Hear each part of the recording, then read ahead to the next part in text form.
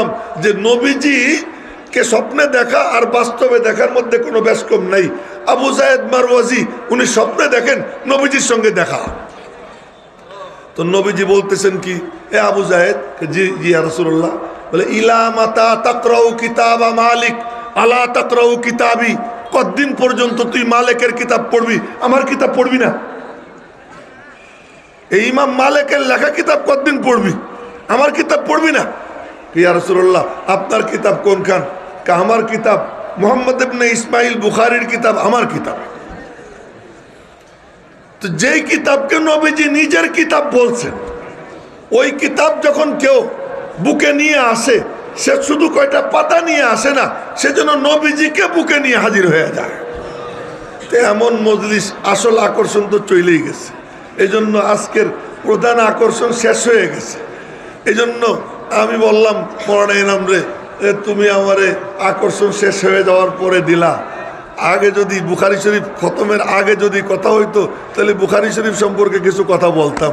শুধু এতটুকু বলি যে ইমাম বুখারী রহমতুল্লাহ আলাই এই কিতাব লিখতে ওনার বেশি দিন লাগতো না, 1-1.5 মাসের বেশি লাগার কথা না, কিন্তু এই কিতাব লিখতে উনি 16 বছর সময় লাগাইছেন। এবং এক এক হাদিস লেখার আগে যেদিন লেখতেন ওই দিন রোজা রাখতেন, এবং ওই দিন তিনি গোসল করতেন। গোসল করে ইস্তেখারাত 2 রাকাত নামাজ পড়তেন। ইস্তেখারাত 2 রাকাত নামাজ পড়ে মালিকের সাথে গল্প করতেন, মুরাকাবা করতেন, লেখবো কি লেখবো না। যখন ইলহাম হইতো লেখো, তারপরে লেখতেন। এরকম করে করে 16 বছরে লেখছেন।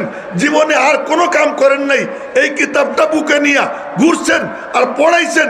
নিজের জীবদ্দশায় 90,000 ছাত্রকে সরাসরি নিজে পড়াইছেন। এবং ওই কিতাব পড়াইতে পড়াইতে ইন্তেকাল হয়েছে।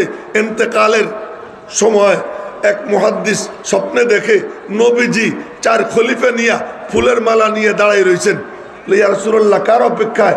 জানো না, মুহাম্মদ ইবনে ইসমাইল বুখারী আসতেছে, আমি তার অপেক্ষায় আছি। এই মুহাদ্দিসের কিতাব, এই জন্য এই কিতাব আসাহুল কুতুবি বাদা কিতাবিল্লাহ, আল্লাহর কিতাবের পরে সবচেয়ে বিশুদ্ধতম কিতাব এই সহিহ বুখারী। হাদিস কি? হাদিস হলো কোরআনে কারীম আল্লাহ পাক নবীজির উপর নাজিল করছেন। কোরআনে কারীম নবীজি গিলে গিলে খাইছেন, হজম করছেন। তো জুবান দিয়ে কথা বলছেন, তাও কোরআন। চোখ দিয়ে ইঙ্গিত করছেন, তাও কোরআন। আঙ্গুল দিয়ে ইশারা করছেন, তাও কোরআন। হাঁটা দিছেন, তাও কোরআন। শুইছেন, তাও কোরআন। তো কোরআন হয়ে ঢুকছে, হাদিস হয়ে বের হয়েছে। এটা হলো হাদিস।